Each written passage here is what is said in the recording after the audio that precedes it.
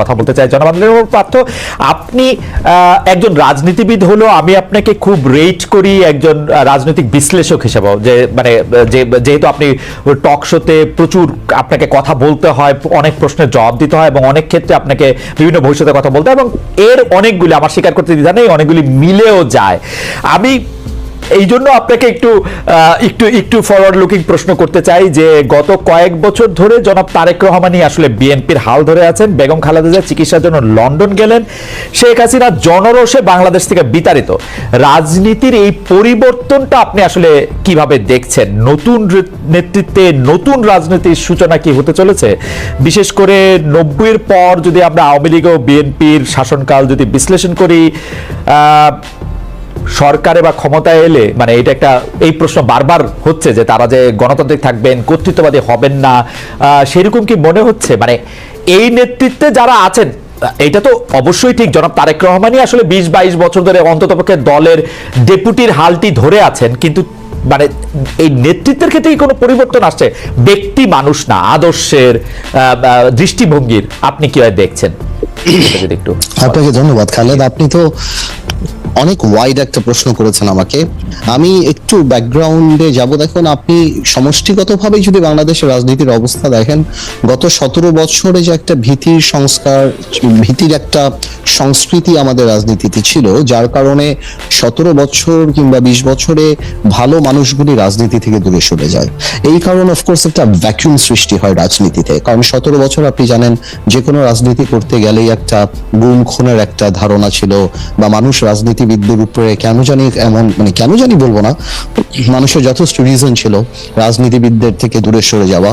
এবং বলে না যে জোকাররা যখন পার্লামেন্টে যায় তখন জোকাররা মেম্বার অফ পার্লামেন্ট হয় না, পার্লামেন্টটা সার্কাস হয়ে যায়। গত 3টা বছর তিনটা টার্ম অনেকটা এরকমই একটা অবস্থান ছিল। তো এই কারণে, আর তারেক রহমান সাহেবকে নিয়ে আপনি যে কথাটা বললেন, উনি গত 10, 12, 15 বছরে যেভাবে বিএনপিকে বিদেশে বসে যেভাবে নেতৃত্ব দিয়েছেন এবং নিচ থেকে ওপর পর্যন্ত, সত্যি কথা বলতে উনি আওয়ামী লীগের মাথা খারাপ করে দিয়েছেন। যে বাইরে থেকে সাংগঠনিকভাবে উনার যে নেতৃত্ব ছিল, ন্যাচারালি বিএনপি ভাঙতে পারেনি, বিএনপি পথচ্যুত হয়নি বা অন্যদিকে যায়নি। তো সেই ক্ষেত্রে দলের মধ্যে এবং আমি মনে করি সারা বাংলাদেশে ওনার একটা আলাদা গ্রহণযোগ্যতা আসছে। এখন বিএনপি সামনের দিকে যদি ক্ষমতায় আসে, তাহলে বিএনপি কি করবে সেটা নির্ভর করে সত্যি কথা বলতে বিএনপির সমষ্টিগতভাবে বিএনপির মানসিকতার উপরে। বিকজ আপনার ডেমোক্রেসি তো অ্যাকচুয়ালি ইজ আ মাইন্ডসেট। আপনি আপনার বিরুদ্ধের কথাকে সুযোগ দিলে ডেমোক্রেসি থাকবে, আর সুযোগ যদি আপনি না দেন তাহলে ডেমোক্রেসি থাকবে না।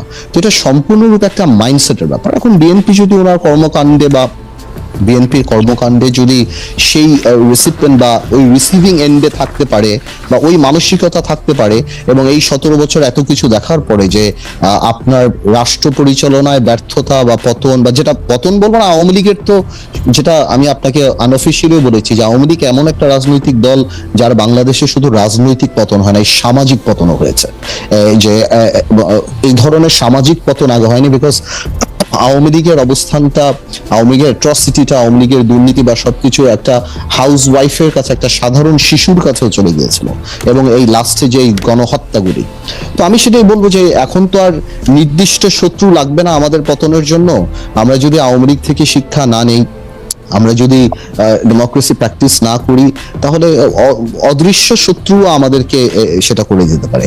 তো আমার মনে হয় ভবিষ্যৎ আমি বলতে পারবো না, এটা এর উপর নির্ভর করে। আজকে পর্যন্ত আমি আমার জায়গা থেকে বিএনপির সাথে যতখানি কথা বলেছি, যতখানি রাজনীতি করছি, আমি যথেষ্ট অ্যাকোমোডেটিভ। এবং আপনি যদি ইদানিংও দেখেন বিএনপির 31 দফা থেকে আরম্ভ করে অন্য সবকিছু, বিএনপি আমাদের সবার সাথেই কথা বলছে, সবার কাছ থেকে ড্রাফট নিচ্ছে, সবার কাছ থেকে উপদেশ নিচ্ছে, তারপর ওনারা এটা বাস্তবে আসছে। তো আমি যথেষ্ট অ্যাকোমোডেটিভ নেচার বিএনপির দেখতে পাচ্ছি। সো ইনশাল্লাহ আমি প্রোগ্রেসিভ থিঙ্কিং, আমি মনে করি আর খারাপ কি হবে, ইনশাল্লাহ ভালোই হবে। পার্থ, আমি ভবিষ্যতের জায়গা থেকে এখন শুধু বর্তমানে পাটাতনে একটু আসতে চাই। আপনি জানেন যে 24-এ ছাত্ররা রাজনীতির গতিপথ, মানে ছাত্রদের নেতৃত্বে রাজনীতির গতিপথ যেভাবে পাল্টে গেছে বা পাল্টে দিয়েছে ছাত্ররা, সেখানে আপনারা যারা 53 বছরের বাংলাদেশ রাজনীতির দ্বিতীয় বা তৃতীয় প্রজন্ম, মানে আপনাকে যদি আমি বলি, তাদের রাজনৈতিক প্রাসঙ্গিকতা বা রাজনীতিটা কি আগের মতো আর আছে? আপনারা কি নতুন করে কোনো কিছু ভাবছেন? আপনি নতুন করে কিছু ভাবছেন কিনা, মানে আমি আপনারা, এটা অনারিফিক প্লুরাল পার্থ। তো কারণ হচ্ছে যে অনেক ক্ষেত্রে আমরা এক ধরনের ক্যান্সেল কালচার দেখতে পাচ্ছি। মনে হচ্ছে যে মনে হচ্ছে যে আগের কিছু জিনিস বাতিল করেই নতুনের জন্ম হচ্ছে। সেক্ষেত্রে আপনি নিজেকে কোথায় দেখতে পান ব্যারিস্টার পার্থ? খালেদ, আপনার কথাগুলি অনেকখানি ভেঙে গিয়েছে, বাট তারপরও আমি যতখানি ধরতে পেরেছি আপনার কথাগুলি, your voice is breaking down, so but আমি তারপরও যতখানি বুঝতে পারছি। আমি কি আবার বলবো? হ্যাঁ, আপনি একটু আরেকবার যদি বলেন। পার্থ, আমরা যেটি দেখতে পাচ্ছি সেটি হচ্ছে যে 24-এ ছাত্ররা রাজনীতির গতিপথ যেভাবে পাল্টে দিয়েছে, বা তাদের নেতৃত্বে রাজনীতির গতিপথ যেভাবে পাল্টে গিয়েছে, সেই ক্ষেত্রে আপনি রাজনীতির দ্বিতীয় প্রজন্ম হিসাবে নিজের প্রাসঙ্গিকতা ধরে রাখতে আপনাকে কোনো পরিবর্তন আনতে হচ্ছে কিনা, আপনি আগের মতোই আছেন কিনা? বিশেষ করে আমরা দেখতে পাচ্ছি যে একটা ক্যান্সেল কালচার আমরা স্পষ্ট দেখতে পাচ্ছি, একে বাতিল করে দেয়, একে বাদ করে দেয়, একে ক্যান্সেল করে দেওয়া, এবং সেটা আবার খুব গর্ব করে বলা। আপনি সেটাকে কিভাবে দেখেন ব্যারিস্টার পার্থ? আমি যত ধরতে পেরেছি, বিকজ আপনার কথা ভেঙে যাচ্ছিল, বাট আমি একটা কথা বলি, ছাত্ররা রাজনৈতিক পথ পরিবর্তন করেনি, রাজনীতির কালচার পরিবর্তন করেনি। ছাত্রদের নেতৃত্বে একটা বড় ফাউন্ডেশন যেটা আগে ছিল, সেটার উপরে ছাত্ররা নেতৃত্ব দিয়ে একটা সরকার, স্বৈরাচার সরকারকে পতন করিয়েছে। এটা বাংলাদেশের রাজনৈতিক কালচারকে আপনি কোনোভাবেও কোনো কলমের খোঁচা দিয়ে পরিবর্তন করতে পারবেন না, কোনো আইন, কোনো সংস্কার করে পরিবর্তন করতে পারবেন না, যদি আমরা মানসিকভাবে বাংলাদেশের কালচারকে রাজনৈতিক কালচারকে পরিবর্তন না করতে চাই। আপনি যত সংস্কার করেন, যাই করেন, যারাই ক্ষমতা আসবে তারা যদি অ্যাবিউজ করতে চায়, ওনারা অ্যাবিউজ করবেন। আর মানসিকতায় যদি অ্যাবিউজ না থাকে, তাহলে এই অ্যাবিউজ হবে না। সুতরাং অনেকেই মনে করে, হ্যাঁ, সংস্কারকে আমরা ওয়েলকাম জানিয়েছি, এখনো জানাই। আর আপনি যদি আমাদের কথা বলার চেষ্টা করেন, আমাদের রাজনৈতিক মোটো বা আমার বাংলাদেশ জাতীয় পার্টি বিজেপিতে আমি যেই দলের চেয়ারম্যান, আমাদের মোটোটা সম্পূর্ণ ডিফারেন্ট। আমি আমার জায়গা থেকে, আমার স্বল্প পরিসরে যেখানে আমি কাজ করি, আমি এই জিনিসটাই উপলব্ধি করতে পেরেছি যে ভালো রাজনীতি আনতে হলে ভালো রাজনৈতিক মানুষের রাজনীতিতে আসতে হবে, এছাড়া আর কোনো ওয়ে নাই। সুতরাং আমরা ওই ক্যাম্পেইনই করছি, যার কারণে আমরা ঢাকা বলেন, বাইরে বলেন, আমরা সমাজে সেই গ্রহণযোগ্য মানুষগুলিকে রাজনীতিতে আনার চেষ্টা করছি, যাতে আমরা আমাদের মানসিকতায় we can accommodate more intelligent and more political people than us. এটা যদি হয়, এই মানসিকতা থাকলেই আপনি বাংলাদেশকে পরিবর্তন করতে পারবেন। আদারওয়াইজ কোনো আইন করে, কোনো সংস্কার করে এগুলি লোক দেখানো হবে এবং এগুলি টিকবে না। সঙ্গে বেশি কথা, আপনি বলেছেন যে মানুষ ভালো হলে সব ঠিক হয়ে যাবে। এই মানুষ ভালো হওয়াটা যদি একটা জার্নি হয়, আমরা আসলে এখন কোন জায়গায় আছি? মানুষ ভালো বলতে আপনি আসলে ব্যাপারটা কি বোঝাতে চেয়েছেন? কোনটা ভালো এবং কোনটা এই মুহূর্তে পরিবর্তন করা দরকার? এবং আপনি কানেক্ট করার প্রশ্নে শুনেছেন, এবং একটা জনপ্রিয় প্রশ্ন আপনি যখন আসবেন তখন থেকে বারবার বলা হচ্ছে, সেটার মধ্যে আমাকেও কিছুটা ইঙ্গিত করা আছে, আমার ইঙ্গিত আমি পরে বলতেছি। সেটা হচ্ছে যে আপনি একসময় চিহ্নিত করেছিলেন যে বাংলাদেশের অর্থনীতির দরবেশকে, এখন নতুন কোন দরবেশ আপনি দেখতে পান কিনা। আমাকে প্রশ্ন করা হয়েছে, খালেদ ভাই, you are working at independent television, what's your opinion about Darbesh, who was your boss? Salman F. Rahman was never been my boss. উনি একটা টেলিভিশনে কিছু বিনিয়োগ করেছিলেন, যে টেলিভিশনে আমি কাজ করতাম, এবং আমার ওপিনিয়ন আমি একটু দর্শকদের উদ্দেশ্যে বলে রাখি যে আমি তাকে অনেকবার ইন্টারভিউ করেছি, সেখানে হয়তো কিছুটা বোঝা যাবে। জনাব আন্দালিব রহমান পার্থ, আপনার কাছে প্রশ্ন, মানুষ ভালো হওয়ার কোন জায়গাটার মধ্যে? দেখুন, ভালো মানুষ তো একটা অনেক বড় রিলেটিভ টার্ম। ভালো মানুষ মানে যোগ্য মানুষ, যিনি অনুধাবন করবেন এবং যে দেশের জন্য আমার কাজ করতে হবে, এবং যিনি বিশ্বাস করবেন যে এটা আল্লাহ প্রদত্ত, মানে আমি যেটা মনে করি আমার কাছে যেটা, যে এটা আল্লাহ প্রদত্ত একটা দায়িত্ব, যেটা আপনি এই আমানতটা কোনোভাবে খেয়ানত করবেন না, এবং অ্যাট দ্য সেম টাইম আপনার সেই যোগ্যতাও থাকতে হবে এবং কোয়ালিফিকেশনও থাকতে হবে। এখন ভালো মানুষদের গত 17-18 বছরে রাজনীতিতে না আসার যেরকম একটা ফিল্ড বানানো হয়েছে, তো আমি কাউকে ছোট করবো না, যদিও লেখাপড়া সবকিছুই না, বাট তারপরও আমি এক উদাহরণ দিয়ে দেখি। এখন যখন আপনি ইংল্যান্ডে বা আমেরিকাতে কারা আসে, অক্সফোর্ড, কেমব্রিজ, হার্ভার্ড থেকে, আর আমাদের এখানকার লোকাল পলিটিক্স এর ব্যাকগ্রাউন্ডটা কোথা থেকে আসে? সো আপনি যদি এই গ্লোবালাইজেশনের সময় পৃথিবীর বুকে বাংলাদেশকে সেভাবে শক্ত করে দাঁড়াতে চান, ওই লেভেলের মানুষদের তো পলিটিক্স আসতে হবে, পার্লামেন্টে আসতে হবে বড় করার জন্য।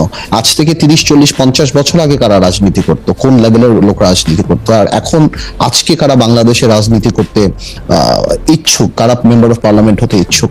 আপনি যদি পার্লামেন্টেও দেখেন, আপনি যদি মন্ত্রণালয়, সব জায়গায় যদি দেখেন, তো আমি কোন এই লোকগুলি বিএনপি বলেন বা অন্য কেউ বলুক, আমাদেরকে ওই জায়গাটা করে দিতে হবে যে এই যোগ্য ভালো মানুষরা আবার আমাদের মতো এরকম এত পলিটিক্যাল হয় না। সো ওনাদের সবকিছুই আমাদেরকে ব্যালেন্স করে একটা জায়গা ক্রিয়েট করে দিতে হবে, তারা আসতে পারে, যাতে যখন আসতে পারে তাহলে ন্যাচারালি দেশ ভালো কিছু পাবে। আপনি দেখেন বিজনেস কমিউনিটি কত এগিয়ে যাচ্ছে, সেকেন্ড জেনারেশন বিদেশ থেকে লেখাপড়া করে এসে ছেলেপেলেরা গার্মেন্টস থেকে আরম্ভ করে অন্য কিছু ইন্টারন্যাশনাল স্ট্যান্ডার্ডে আমাদের কাজ হয়ে যাচ্ছে। সেই তুলনায় আমাদের পলিটিক্সটা কিন্তু ওই ডেল্টাটা অনেক বেশি, পলিটিক্সটা প্রতিদিন নিচের দিকেই চলে যাচ্ছে। এবং গত পার্লামেন্টে দেখছেন, এর আগের পার্লামেন্টে দেখছেন, এবং আর আমি শুধু বলছি না যে খালি এর আমলে, আর 90 আগে থেকেই স্টার্ট হয়েছে জিনিসটা, বাট এই জিনিসটাকে কারো বোঝা উচিত যে যেমন ভোট চুরি করেই যদি নির্বাচনে আসতে হতো আওয়ামী লীগের, তাহলে আওয়ামী লীগ 50টা ভালো মানুষকে দিত, 25টা পিএইচডি শিক্ষিত মানুষকে দিত, যাদের এক্সপার্টিস ছিল তাদেরকে দিত। কিন্তু জনাব পাত্র, আপনার কাছে কি মনে হয় না আওয়ামী লীগ তো আমাদেরকে 2-3টা পিএইচডি উপহার দিয়েছিল? এর 2-1 এখন একজন জেলে আছেন, একজন, যে দুজনের কথা আমি মনে করছি, একজন জেলে আছেন, একজন বেলজিয়ামে আছেন। ওগুলি ওই সব পিএইচডি গুলি তো অন্যদের চেয়ে আরো অনেক বেশি পরিমাণে খারাপ ছিল।